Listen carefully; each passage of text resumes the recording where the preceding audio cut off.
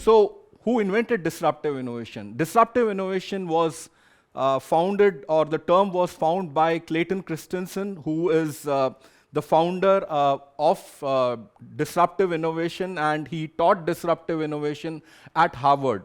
And disruptive innovation, as per Clayton Christensen, actually is a way in which you transform a product which is not available for the common masses or which is very expensive, and you transform that product in a manner that it is affordable, it is available, and it is available to everyone. So in simple terms, disruptive innovation is not breakthrough innovation, which makes good products better. Disruptive innovation transforms a product so that it is available to everyone, it can be used by everyone, and it changes the way the industry operates. Now, the question is that, okay, if that is what is disruptive innovation, why should I know about it? So let me tell you one thing. We all know that Apple was one of the first pioneers who came up with the iPhone, and all of you now have a smartphone. Everyone uses a smartphone. And the smartphone actually allows you to listen to music, it allows you to send emails, it allows you to browse the internet, it allows you to do banking, it allows you to send money, it allows you to take online classes. So is the smartphone from Apple a disruptive innovation? I think the audience would be thinking, Apple made this product. I don't think whether it's a disruptive innovation or not. So the answer to this question is yes, the Apple phone is a disruptive innovation, and Apple killed Nokia because of the fact that this technology was so good that Nokia was taken out of the ground, and Nokia finally could not succeed, despite it having been bought by Microsoft, and Microsoft having its own operating system on the Nokia. But forget Apple for 1 second. A lot of you present in this talks are all subscribers of Netflix, and all of you know about Netflix. So what's Netflix? Oh, you all will jump your hands up and say, oh, Lalit, Netflix is a broadcast platform which allows us to watch movies and web series on the internet.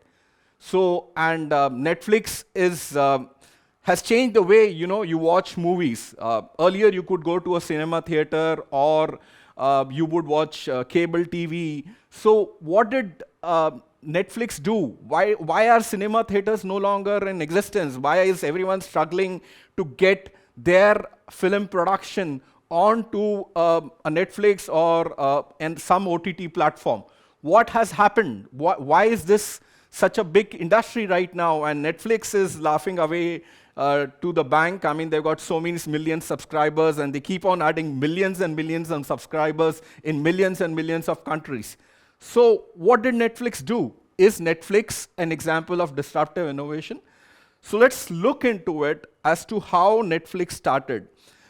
If you guys are from the older generation where I come in from, you would all be aware that when I had to watch a movie, I had to go to a theater, or I could max watch on a television, but at the same time, you didn't get those new movies on the TV, or you had to watch a new movie in a cinema theater. You could not watch a new movie otherwise. And cinema theaters would mean a big experience, and you would go over there, pay a hefty bomb of money for the tickets, and then you were able to watch that movie.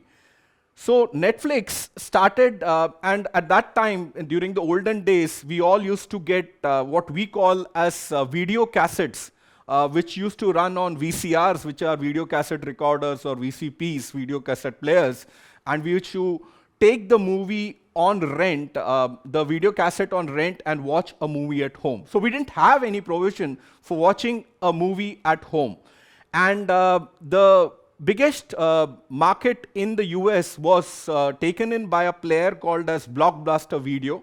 Blockbuster Video had thousands of stores located all over the world, not all over the world, in the US, wherein you would go take a movie, take it on rent, and come at home and watch that particular movie. And Blockbuster was a leader in its business, and it was doing pretty well. And all over the world, we came to know that Blockbuster is a big corporation. And suddenly comes in a small company called as Netflix, which says that, okay, we will give you video cassettes or DVDs on rent, but you don't have to come to our store.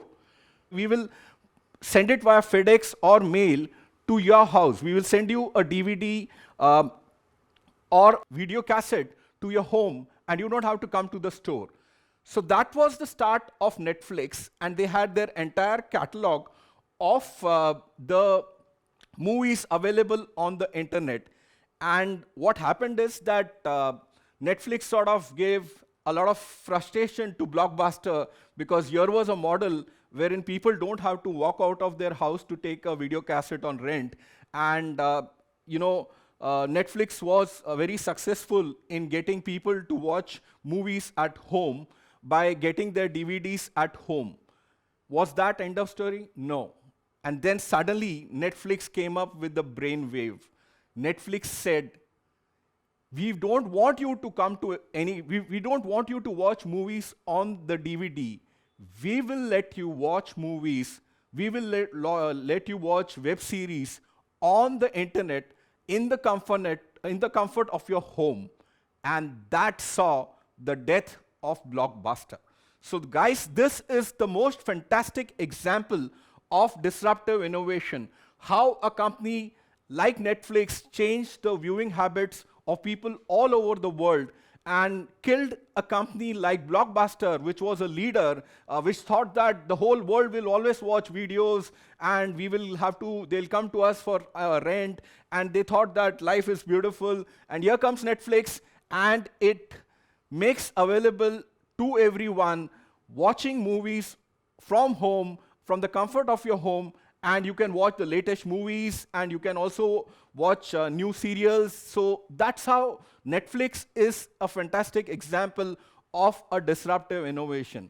Now, in fact, Netflix didn't stop at that. They also went on to do some design thinking and came up with their own content, and now they rule the world in terms of the number of subscribers, and they are becoming big and big and big.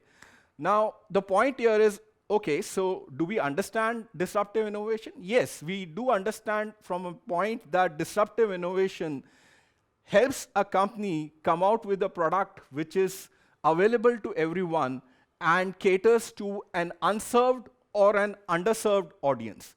Now, I know in the back of your minds you must be thinking that, hey, Lalit, is it that only the outside world or the Americans think about disruptive innovation?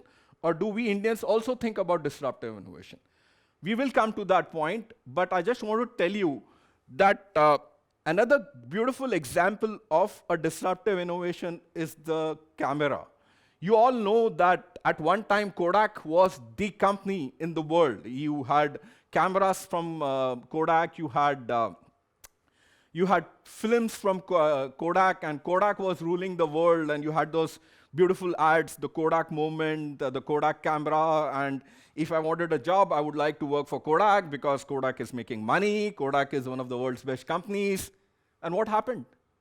What happened to Kodak? Do you know where is Kodak now? We don't know where is Kodak right now.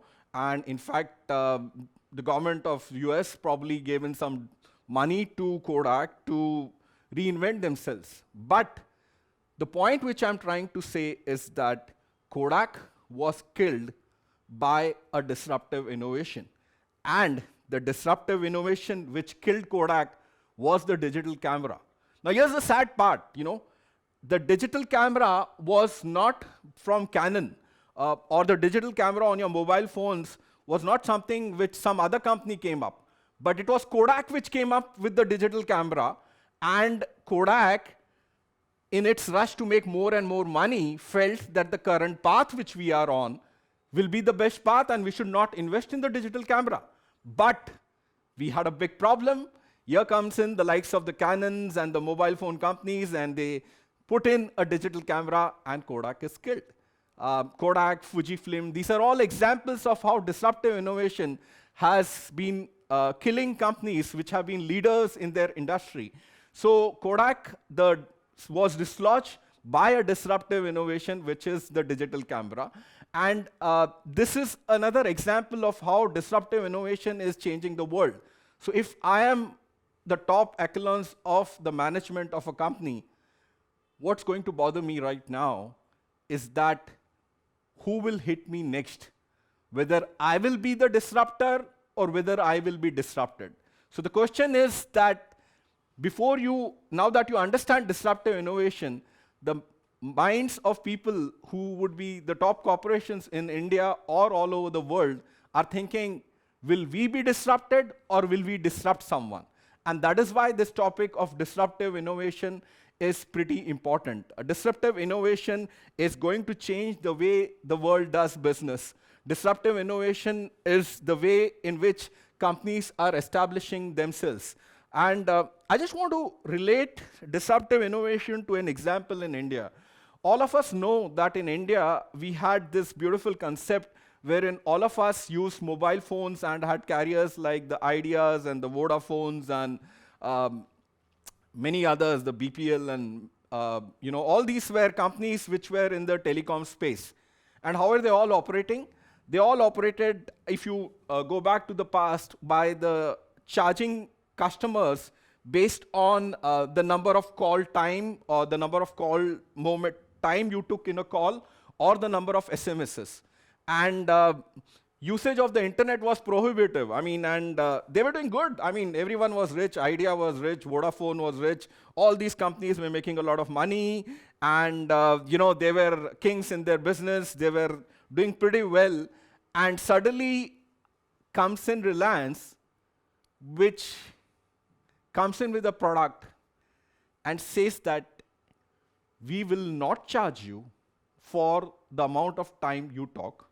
We will not charge you for the number of SMSs which you sent.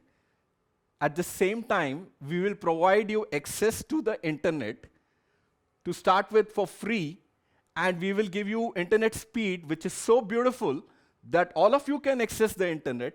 You don't need a high-end smartphone. A low-end phone is also good enough for accessing the internet. And they made that available to every Tom, Dick, and Harry. I mean, it made it available to everyone, unlike the big carriers who were saying that, oh, you need to have a postpaid package and you have to have this much money to access the internet, and it used to cost a bomb. And suddenly, Reliance comes in and says, we will not charge you for talk time, we will not charge you for SMSs, and we'll give you data for free, and we will allow you to speak as much as you want, and later on we'll charge you based on the amount of data you consume.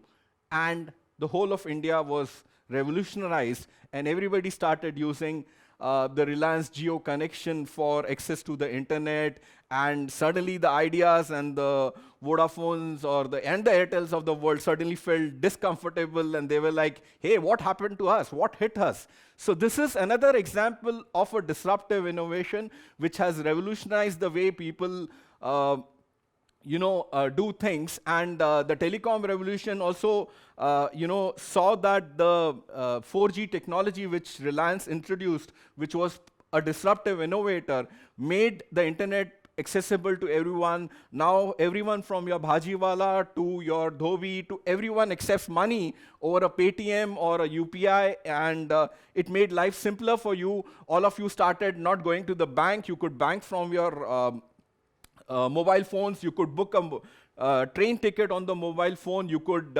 send emails to via the mobile phone. You could also, in fact, have your classes or Zoom meetings available on the mobile phone. So these things change the world, and this is another good example of disruptive innovation in India, wherein a telecom provider moved to new technology, which was a disruptive innovation, and made in a product which was not accessible to someone or to a group of people. In the sense, they made internet available to everyone in India rather than a selective group of people, and the other carriers which were focusing on the high end of the market, saying that we should give internet only to the high paying folks and it should cost a bomb. All that was done, and that's how the whole Indian revolution changed, and we saw history being made, and now India is on the cusp of a digital revolution. We have the COVID app running on your mobile phone. While people don't have digital certificates for their vaccinations, we have digital certificates, and even the Americans use a paper certificate. So this is another good example of a disruptive innovation. You must be left with a question in your mind, and I hope it stays in your mind whether you want to be a disruptive innovator or whether you want to be disrupted. Thank you guys for coming in and attending this session. This is Lalit Kathpalia signing off from DLC Talks Pune. Hope you had a good time, and please remember this is still available to you on our social media handles, the website, DLC website, and I hope you had a good session over here. Thank you.